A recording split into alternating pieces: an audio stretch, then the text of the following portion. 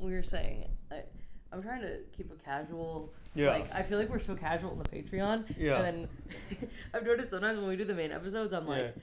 well, hello and welcome to the Tonight Show sir. with Johnny Carson. Yeah. And I'm like, dude, we were, we haven't even talked though in person about, the emails about. Oh, right. Like. The big emails. The Trump may have sucked Bill Clinton's dick email. So funny. Do you think he did it? Yeah. I think he did it too. Trump's also been he's such a queenie individual. Yes. He's such a I think it is. Girl, that dress with those shoes. That's exactly who in his he's like someone who was like. It's literally he's like that dress with those shoes. We're gonna kill you. We're gonna send you to Guantanamo Bay. Yeah, he is someone who's it's the same way Hitler didn't get into art school. It's he couldn't become a drag queen, and so he's trying to he's trying to create a second Holocaust because he didn't have the true courage to put on a dress and heels and call someone fat in the front row. In his best self, he's he'd be doing a brunch in Park Slope right now, and he'd be crushing. Yeah. It's if this has I hope there's a parallel universe where Trump got to just be a mean drag queen. Yeah. You know?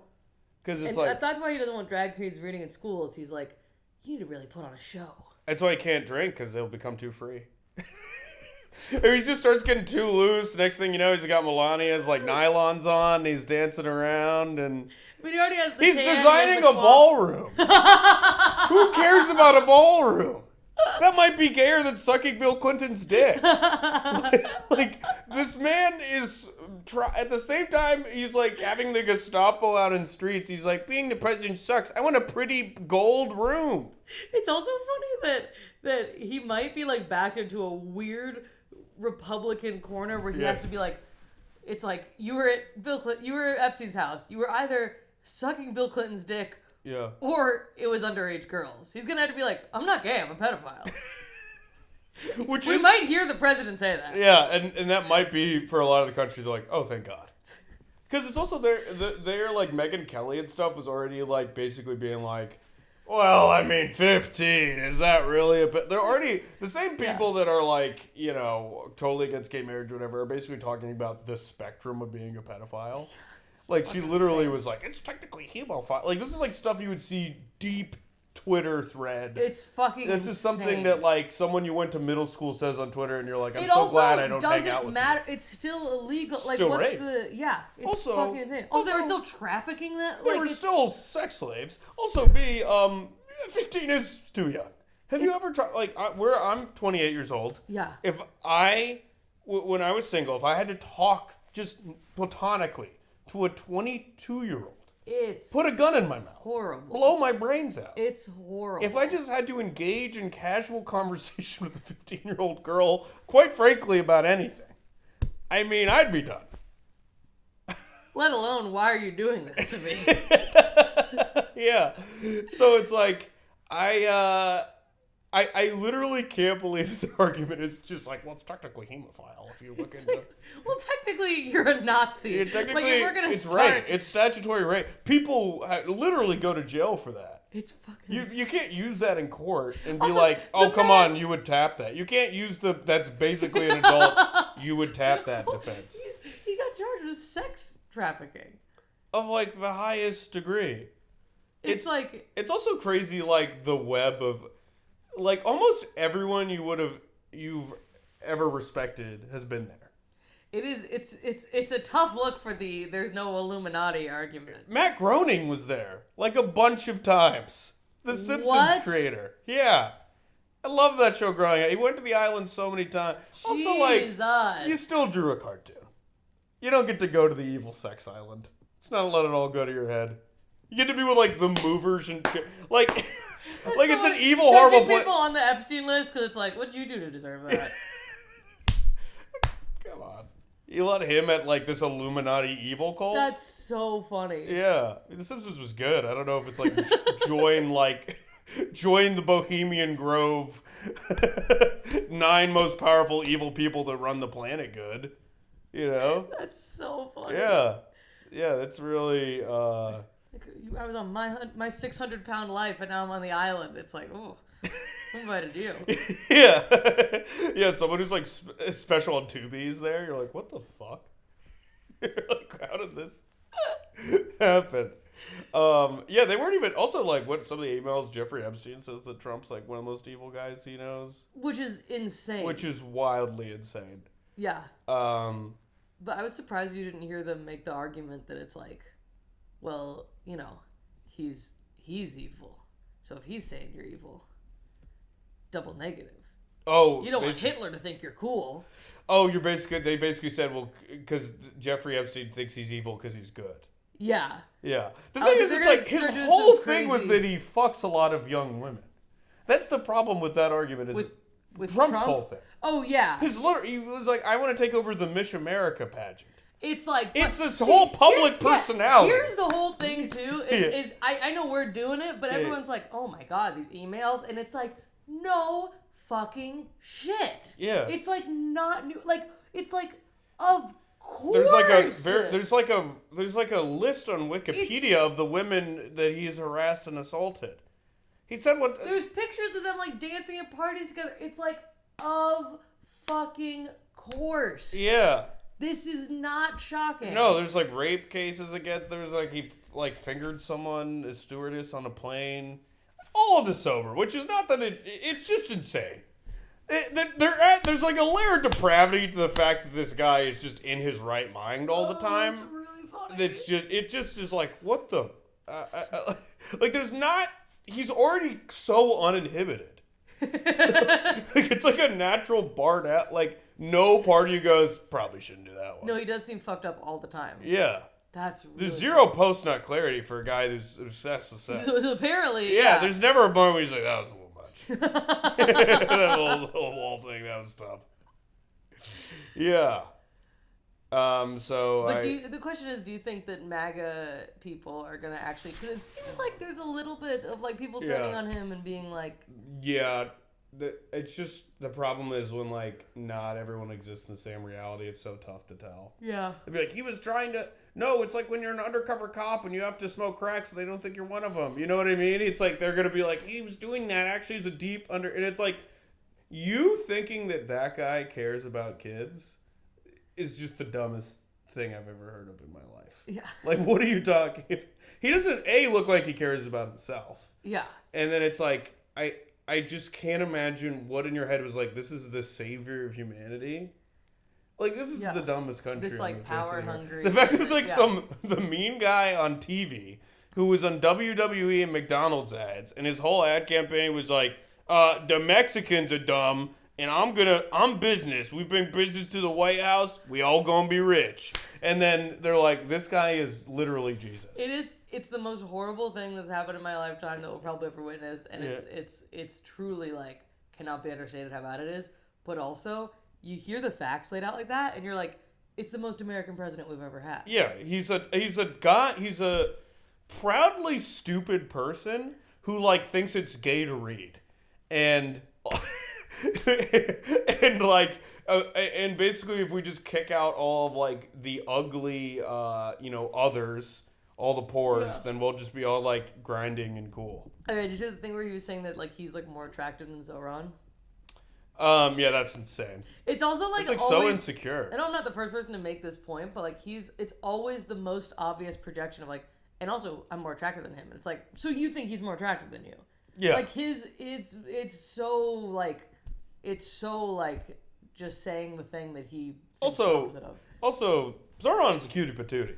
Zoran, respectfully, that's my fucking mayor, dude. Yeah, he's got the Riz. Yeah, and like it's also like he's also 34 years old. Dude, that's my whole thing. Is like people were like, "Whoa, this campaign was unbelievable. He was walking the length of New York. He was, taking over social media." And it's like he can walk and use his phone. Those are the big qualifications. Those are like, wow. Literally, dying at the podium. This man's a generational talent, and it's just someone whose like blood pressure is like under 180. He You know what I can mean? walk Yeah. and use his phone. Yeah, it's like love the guy. Yeah, it's just but like that should not be impressive. It's just like the fact that like he, everyone else has like always been like a fall away from being in a wheelchair for the rest of their life. Yeah. And they can't imagine the energy, It's so fucking cool that he won. Yeah. It's so fucking It was cool. nice to have a hopeful night and to feel like I did something.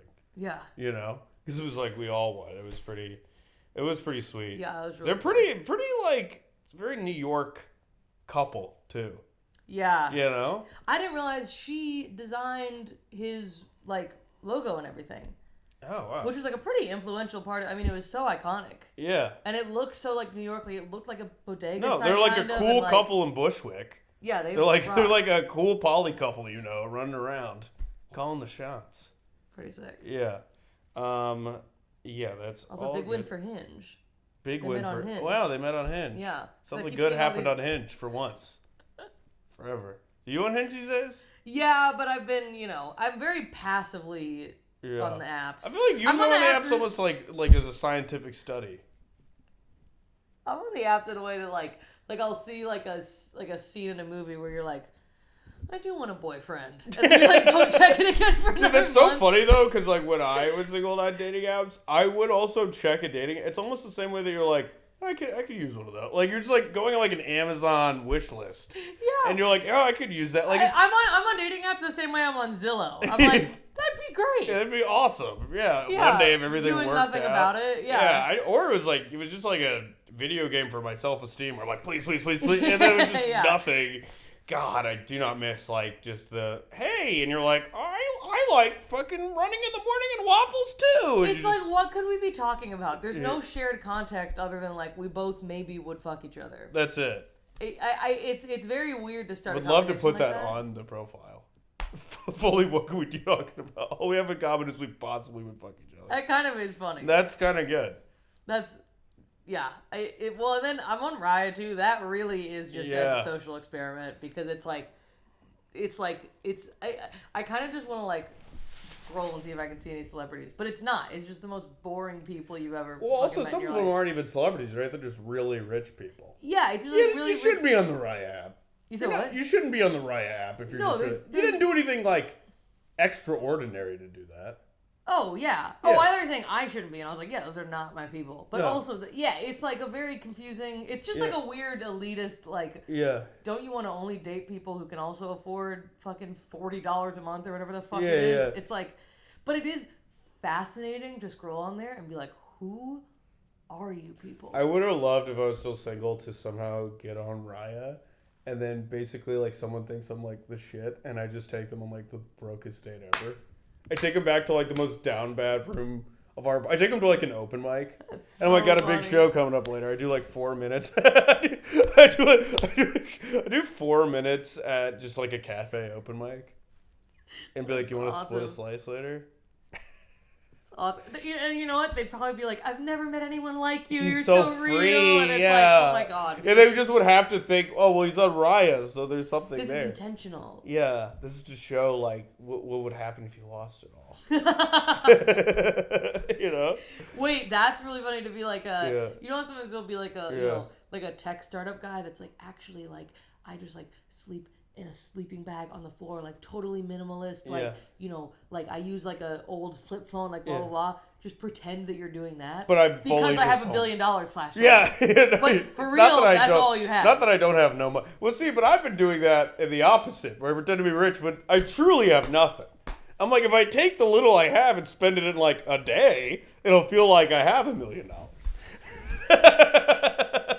If you spend it in the evening, you're like, this must be Mr. Monkey. You're like, no, I had one medium-sized bag that is gone now. So That's low-key what I've been doing with this apartment too, is where I'm like, well, the rent here is so cheap that I can kind of just live like, if I'm out and about, I can pass as like, oh yeah, we got something upstanding. going on. Yeah, 100%. And you're like, You "But just don't live like a follow me celebrity. home. Yeah. And I'm out and about. People are like, "Oh, I'll be Ubering home to my shed, to my dilapidated shed." Yeah. Yeah. I realized too that like, if I want to have the Christmas party again this Yeah. year with like friends, but I realized that these half-painted walls were half-painted at the Christmas party last year. Yeah. So I simply have to get them painted before then. Okay. It's like, because I was like, you can't, that's tough to come back a year later and be it's like, not even moved you an fucking inch. didn't paint them. Someone at that party pointed out too, they were like, it's very clear that you just stopped painting when there was furniture in the way or you couldn't reach it. Like, it's just like the space. I remember the day. Like, I'm doing it, never touch it again. I was like, you got to pick your battles. I think that's when you were like, you need to go on Adderall. I mean, it's, No, it was, you were making me feel at home by making me feel like I live in an asylum. So that was pretty nice. Can we talk about the big change? Yeah, talk about the big change. Well, end of an era. Yeah. I'm moving out. We live together, we pod together. Pod will continue. Pod will be strong. Stronger than ever, when we argue. But moving in with my girlfriend. Very exciting stuff. Who we love. Yes, who's great. A wonderful sweetie pie baddie. But it's kind of bittersweet, man. Because I'm going to miss you. I'll be close by. But end of an era, how would you rate me as a roommate? 10 out of 10. Same. Better than me. Yeah. The question is, how would you rate me as a roommate? Actually, I think you're one of the best roommates I ever had. Really? And I say that as mostly an insult to my only other roommates. I mean, as a person, you're the best roommate ever. Like, personally, it's awesome. I mean, you open the door, you see Maddie, what the hell else do you want? But clean dishes. Yeah, well, you got it. But that actually brings me to something I've been thinking about, which is, like, some of the worst roommate stories I've had over the years. Because I've really lived in the trenches with some weirdos. Well, Drago did he say this on the pod, the story about when he, like, accidentally made black mold in the apartment and, like, gave you, like, a lung infection? That did happen. And that's not even the top of my list. Fucking insane. So the first one I want to bring up is, this is back close to 10 years ago when I was living with my ex and her brother. Oh, God. I would hope I did better than that. Yeah, and then it's like, insane. This guy... First off, so I was like 19. They were like 27 and 25. Which now that I'm 27, I'm like, absurd. You're dating a 19-year-old. The fuck is your problem? Right. Yeah. And also, you were 27 at that time. Like, get it together. It's all crazy. absurd. But her brother was like stressed out at his handyman job. So I like him. Yeah. He's. I mean, just in case it gets back. Just a whack. I'm not talking shit. Yeah. She was. Yeah, no good. Yeah, but this is just a wacky story. Okay. But it's just like he just quit his job and would sit on the couch watching daytime access television all day, drinking vodka. And then he was also the most Russian shit I've ever heard in my life, by the way. Yeah. What did you just have to kill the head of the mob and that's how you're forgetting? You're drinking vodka all day in like a robe and slippers with like your not even Netflix. About? We're talking basic. This guy's like hoping for like a Friends rerun. That's like the highlight. 27 or 60. Yeah, and that's then crazy. He was also like, well, I realize I don't need to have a job because cereal's pretty cheap. So I can just buy a lot of cereal. So that was his. He just was eating nothing but cereal and drink vodka all day. One of the best things about stand-up is that you meet people that you're like, oh, I actually kind of have my shit together. Oh. You're like, I don't know, what problem do I need to have? That's why everyone's always like, Kenny, you're so crazy. I'm like, the people I'm around, I'm like basically a valedictorian. I went to work today and I like cleaned a dish. But yeah, the point is they weren't dish doing people, so the whole counter had been full of dishes for weeks. I finally got to it. And it was like fly maggots all immersed in there. Oh my God. I was taking the trash throw away. It was like fly maggot lasagna. It's like maybe on one layer and another layer. It was disgusting. So the point is, you're an angel. Oh. Yeah. Second story of wacky roommate that I had. I lived with my great uncle in Chicago for a while. Dude, I like knew all this stuff, but as you're saying it, I'm like, holy fuck. There's so many eras. There's a lot of eras. Really? Building lore on another level. Yeah. I don't have much, but brother, I got lore. George R.R. Martin length fucking backstory. Yes. Yeah, same with you too. We were all like, just, because we're basically this like gypsy band of nomads that are like, we hear there's good laughs to be had in the Midwest, and we all like moved together. Yeah, insane. yeah, like put your thumb up to the wind and be like, it's a hot crowd yonder. Like, get on horses and go over there. And so I'm in Chicago. I'm living with a great uncle who is 68, pushing 70, fresh off a divorce. Fresh out of this horrible relationship, basically. So really, close your eyes and try to guess who's who in that house. Yeah. Emotionally Emotionally the same age. These bitches won't let me rest. Can you? Well, one day I came home from and also my whole day back then was such a like. It's a fucking veteran's job. Holy fuck. Yeah, like my whole day. It's like literally I lived a day that was designed to make someone like suicide. It's like I'd wake up at 6 a.m., do Randy's dishes, go to my job, which my job at the time was I was a temp for a company called Ipsos, and all I would do is like I would look at surveys that veterans fill out all day, and basically, I don't know if you know this about veterans, but they've been through a lot, so when they get handed a piece of paper, they really want to say something, and they didn't even have like a space to talk about their experiences, but it's like if they had any paper, like outside the margins, they're putting like, I've killed people, this is wrong, so literally all day I'm scanning surveys for homicidal and suicidal comments for $11 an hour. And then I'm getting off work and I'm bombing at an open mic. And then I'm taking an hour and a half of public transportation to a very upset older man. And so that's my life. Oh. And it is pure hell. It sucks. Literally the highlight was like we would hang out at a bar on Friday, and that was like the best part of my existence. Was the little chuckles I'd make my friends have. God. But one of those nights I came back. I remember it was like so. I was happy that I got home early. It was like 10 p.m. on a Tuesday. Super not a crazy time. He is in his underwear in the kitchen. And yeah, fully in the kitchen. Tidy whities, looks like a baby. And he just goes, Kenyon, I'm in my underwear. Clearly hammered. Oh. Amped. And then I'm kind of just laughing. I'm like, what are you going to do? And he's holding like a comically large tin of spaghetti. Like he's just in his underwear holding like the biggest tin of spaghetti that you could ever see. And then it's like, it was truly like a bad I think you should leave sketch. It's like, of course what happened? He drops the spaghetti. The spaghetti's all over the goddamn. He's a hammered man in his underwear holding a big bowl of spaghetti. And the spaghetti gets dropped.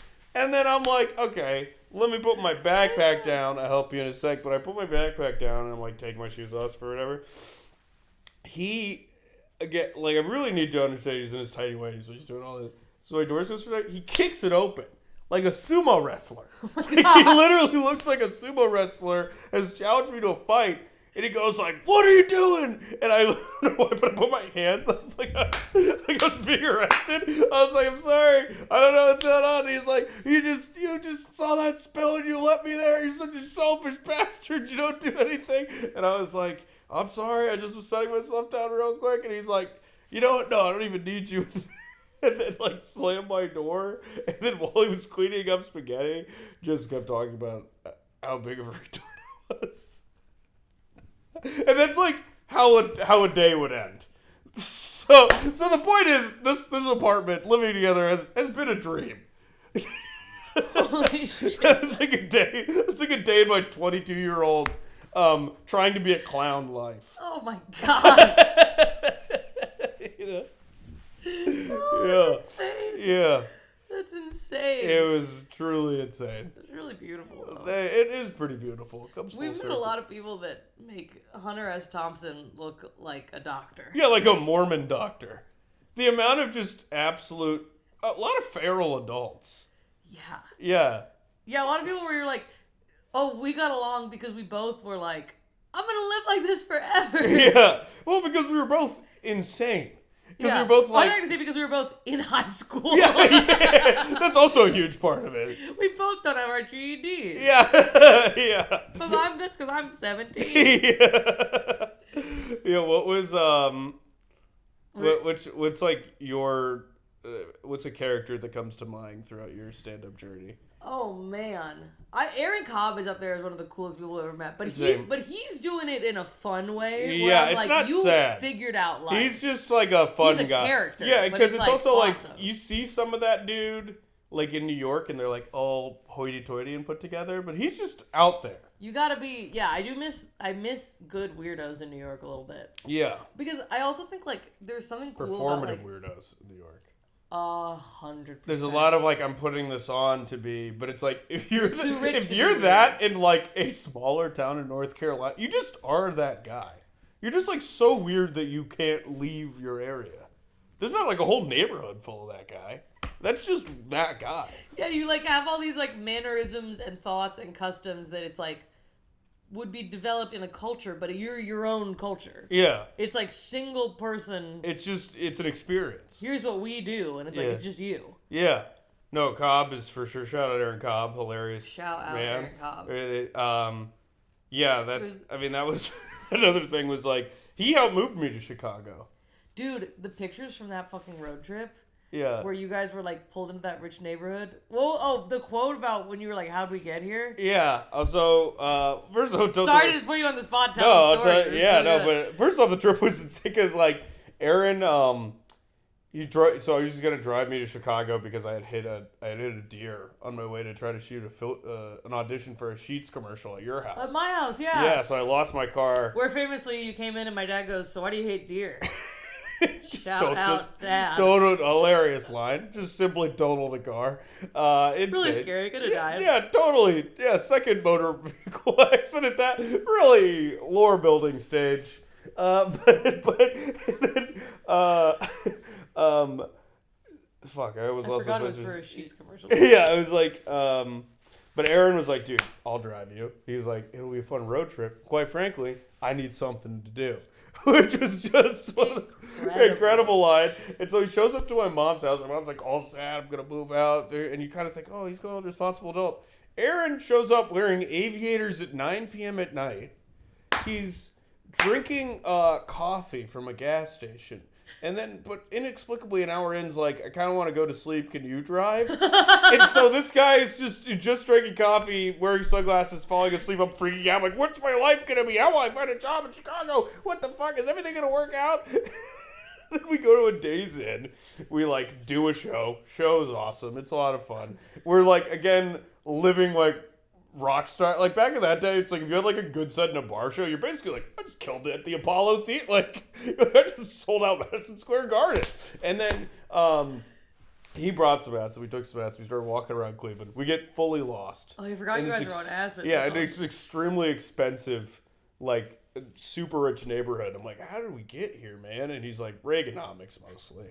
So it's just all time line. He's such a good dude. I like need a road trip. There's no kind of like the gas station coffee late at night, like posted up in a car driving like 4 hours is kind of an unbeatable feeling. I kind of love it gets you meditative in a certain way. I felt like those like long drives, even when I started comedy, you know, I would just like bits would come to me, or because you're focused on doing something, but enough of your mind can remain kind of free. Yeah, and it's like an hour thinking about it on the way there and an hour thinking on the way back. I feel like honestly those car rides like make you who you are. And even we were with our friends that's why and we were weirdos, joking there's around. Space to like think. Yeah, when we were riffing and like. Mm-hmm. Dude, and like when me and Carly like lived out of my car for like a month on the road, that was awesome. One of the most fun times of my life. And we were just doing like, you're like pulling over at like a Love's gas station, getting a coffee, and then driving through Nebraska for like 8 hours. It's like, that rocks. It just like, I love and I still love, you know, it's just more higher class now. Usually like fly to a show or something, but it's like just the adventure of it all. Totally. You just do that for like an open mic. You feel like Tom Sawyer or something. Yeah. You feel like you have like a knapsack on your back and a little like, it's crazy. I mean, we literally did that from like just to go to this open mic like Dead Crow, which is like 2 hours. 2.5 hours away. Yeah, and then so both, it's like 5 hours. And we do like 2 minutes. Yeah. I think it was 4 minutes, so it's like roughly an hour a minute. which is a pretty tough. The ratios. Yeah, the ratios were unbelievable. Yeah, and I remember I went with Reed Pegram, funny comedian in Atlanta, cool guy, and Jason and a couple other people. I don't exactly remember who they were, but we were in this big car. And was it with me and Jeremy Alder too? That was a different time. Oh, okay. But then he was like, we definitely he was like, they wanted to like smoke some weed or whatever, and they found somebody smoking weed, but then we all were sitting in this car, like leaving, like a gas station, but he just had like the turn meter on, and we just sat there patiently, and no one came for like 2 minutes, and we were all so high that we thought that was like fine. Like, so basically the car is... No one came... So basically, like, he put on the turn signal like he's waiting for something, but it's a completely empty street. Nothing is happening. But he's waiting as if there's traffic. For some kind of signal? Yeah. He's waiting as if there's traffic, but it's a completely empty street. And then I just remember being like, gosh, do we get too ambitious? Do we get too high? It was just... Like it was just a car full of people frozen. We're like, yeah, this seems about... Well, you gotta wait. You can't just be coming out, high street. Like, you can't just come right to the street like that. I remember getting way too high outside of the gas station open mic. We did an open mic exactly at a gas station. It was like, every time I describe it to people, they're like, what? It's a gas station. It's like a high-end gas station. Also, it was like a hipstery, it was a gas station that sells booze. that also does comedy. Yeah. And I remember sitting in the parking They're like, lot. where's that? Where the mayor of North Carolina lives? It was so fucking crazy. It's like, what a horrible business. Or genius. Yeah. And I remember sitting outside, and I took like a hit off a one-hitter, but I didn't know. I was kind of new to smoking weed because I was like 16. Yeah. As you're a child, yeah. And then it was like all Keith. No. And it was like, I was so high in a way that I had to like sit in the car for like an hour before I could even go in. It was like, I was like, I need to go later in the open mic. I remember that open mic. It's like just seeing people come in, just go buying gum and cigarettes or whatever, and I'm just, the soul's leaving my eyes. I loved the old guy that was there, the like 80-year-old guy with compression socks that would only do that open mic. Oh, I think I know what you're talking about. Do you remember that guy? Yeah. And he like couldn't understand what he was saying at all. Yeah. He was fascinating. It was also so funny to be like, oh, my whole day I'm writing and thinking about this moment at the open mic, and I get there, and it is mainly the 7 other people I know who do stand up. Just waiting to watch each other. Like, there's no audience at these mics in the big city. I'm like, we would drive hours sometimes to basically perform in front of each other and like 3 people at a bar. Yeah, around the stage. Yeah. You could have just picked one room. Yeah. It's so funny. Yeah. But it's the best. It's the best. It's the best thing ever. It's the fucking best. But in terms of moving, I would say, if you look at each move as a check-in, this move, moving on up. Moving in with the girlfriend. That always feels nice. I haven't done that in a long time. That's so exciting. Yeah, and it's like, it is very exciting. And it's also just, it's going to be an awesome time. Nobody deserves to be happy more than you guys. Thanks, man. I appreciate that. Yeah. I think you guys are going to make like a lovely home. We're going to make we made a lovely home too, but it'll be a sweet time. And for the listeners, not to sound like jumping on the hustle grind of it all. Yeah. But this does mean that we have a room in this apartment, because I'm not leaving the apartment. Dedicated podcast studio. 100%. So we're about to deck it the fuck out, dude. Yeah, it's gonna really be. That's what that room should have always been. Really, just a podcast studio. In many ways. It would have loved if there was like we made it a podcast studio, like when I still live there. And if I ever had anybody over, like I just have like a just sleeping bag on the floor. All the time. It's like we do the podcast here. So it's like, what the fuck? That was how I felt like when we would do it in my room. I was like, it's hard to bring somebody home because then you're like, there's just fucking cameras pointing at the bed. You're like, times are tough with comedy. I don't know how you're feeling, but if you really want to be on camera, I'll throw you some cash after. DoorDash on me if you want to give it a shoot. Click record real quick. Yeah. Oh shit. Well, yeah, but it'll be exciting to have our little space and make it our own and put up our little like. I feel like we've like amassed trinkets over time. That's like, some crazy people trinkets. have given us cool stuff on the road too. Like yeah, little, like, that's always presents, cool. so we could put them on like shelves behind it and stuff. I think it'll be fun. Yeah, no, they're super awesome. Yeah, we got a bunch of shit over there that we got at like antique shops and stuff. Oh, we got the lighter that Amy Sedaris gave me when she came and visited the bunnies. So sweet. So sweet. Yeah, if you guys ever see us on the road and you have some trinkets you want to throw in, we'll put it in the pod space. Yeah, that'll be huge. Cool trinkets. It'll be awesome. Yeah. Should we plug it on up? Yeah. Yeah. What do you got coming up? I'm gonna headline the Idiot Box in North Carolina, December 13th. Fucking, I'm burping with excitement. December 13th. Come the fuck out. It's gonna be a great time. And yeah, I'm at Bar Bayou every single week in New York City. And also just check me out on the gram. You know, doing little shows around town. You can check me out. Huge. Yeah. I'm gonna be at Mass MoCA, the art museum in Massachusetts, on